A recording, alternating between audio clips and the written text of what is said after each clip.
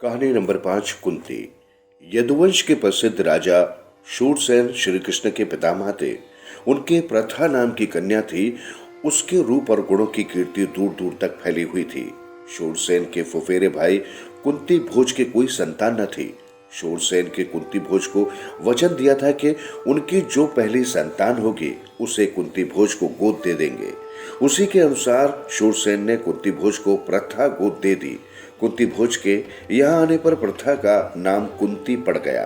कुंती के बचपन में ऋषि दुर्वासा एक बार कुंती भोज के यहाँ पधारे। कुंती ने 1 वर्ष तक बड़ी सावधानी व सहनशीलता के साथ उनकी सेवा शुश्रूषा की। उसकी सेवा टहल से दुर्वासा ऋषि प्रसन्न हुए और उसे उपदेश दिया और बोले, कुंती भोज कन्या, तुम किसी भी देवता का ध्यान करोगी तो वह अपने ही समान एक तेजस्वी पुत्र तुम्हें प्रदान करेंगे। इस प्रकार सूर्य के संयोग से कुमारी कुंती ने सूर्य के समान तेजस्वी एवं सुंदर बालक को जन्म दिया। जन्मजात कवच और कुंडलों से शोभित वही बालक आगे चलकर शास्त्रधारियों में श्रेष्ठ कर्ण के नाम से विख्यात हुआ। लेकिन अब कुंती को लोक निंदा का डर हुआ। उसने बच्चे को छोड़ देना ही उचित समझा। इसलिए बच्चे को एक पेटी में बड़ी सावधानी के साथ बंद करके उसे गंगा की धारा में बहा दिया। बहुत आगे जाकर अधिरथ नाम के एक सारथी की नजर उस पर पड़ी। उसने पेटी निकाली और खोलकर देखा तो उसमें एक सुंदर बच्चा सोता हुआ मिला। अधिरथ निसंतान था। बालक को पाकर वह बड़ा प्रसन्न हुआ। सूर्यपुत्र कर्ण इस तरह एक सारथी के घर पलने लगा। इधर कुंती विवाह के योग्य हुई। राजा कुंती भोज ने उसका स्वयंवर रचा। उससे विवाह करने की इच्छा से देश विदेश से अनेक राजकुमार स्वयंवर में आए। हस्तिनापुर के राजा पांडु भी स्वयंवर में शरीक हुए थे। कुंती ने उन्हीं के गले में वरमाला डाल दी। महाराज पांडु का कुंती से ब्याह हो गया और कुंती सहित हस्तिनापुर लौट आए। उन दिनों राजवंशों में एक से अधिक ब्याह करने की प्रथा प्रचलित थी। इसी रिवाज के अनुसार पितामह भीष्म की सलाह में से महाराज पांडु ने मद्रराज की कन्या माद्री से भी ब्याह कर लिया। एक दिन महाराजा पांडु वन में शिकार खेलने गए। वहीं जंगल में हिरण के रूप में एक ऋषि दंपत्ति भी विहार कर रहे थे। पांडु ने अपने तीर से हिरण को मार गिराया।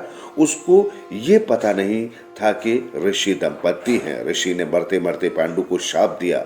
ऋषि के शाप से पांडु को बड़ा दुख हुआ। साथ ही वह अपनी भूल से खिन्न होकर नगर को लौटे और पितामह भीष्म तथा विदुर को राज्य का भार सौंपकर अपनी पत्नियों के साथ वन में चले गए और वहां पर ब्रह्मचारी जैसा जीवन व्यतीत करने लगे। कुंती ने देखा कि महाराज को संतान लालसा तो है, लेकिन ऋषि के शापवश वह संतानोत्पत्ति नहीं कर सकते। अतः उसने विवाह से पूर्व दुर्वासा ऋषि से पाए वरदानों का पांडु से जिक्र किया। उनके अनुरोध से कुंती और माद्री ने देवताओं के अनुग्रह से 5 पांडवों को जन्म दिया। वन में ही 5 का जन्म हुआ और वहीं तपस्वियों के संग वे पलने लगे। अपनी दोनों स्त्रियों तथा बेटों के साथ महाराजा पांडु कई वर्ष वन में रहे। वसंत ऋतु थी। सारा वन आनंद में डूबा हुआ सा प्रतीत हो रहा था। महाराज पांडु माद्री के साथ प्रकृति की इस उदार गर्मिया सुषमा को निहार रहे थे। ऋषि के शाप का असर हो गया। तत्काल उनकी मृत्यु हो गई। माद्री के दुख का पार न रहा। पति की मृत्यु का वह कारण बनी। यह सोचकर पांडु के साथ ही वह भी मर गई। इस दुर्घटना से कुंती और 5 पांडवों में शोक की सीमा न रही। पर वन के ऋषि मुनियों ने बहुत समझा बुझाकर उनको शांत किया और उन्हें हस्तिनापुर ले जाकर पितामह भीष्म के सुपुर्द किया। युधिष्ठिर की उम्र उस समय 16 वर्ष की थी। हस्तिनापुर के लोगों ने जब ऋषियों से सुना कि वन में पांडु की मृत्यु हो गई है तो उनके शोक की सीमा न रही।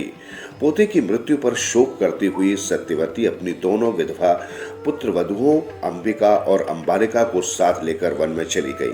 तीनों वृद्धाएं कुछ दिन तपस्या करती रहीं और बाद में स्वर्ग सिधार गई। अपने कुल में जो छल प्रपंच तथा अन्याय होने वाले थे उन्हें न देखना ही संभवतः उन्होंने उचित समझा।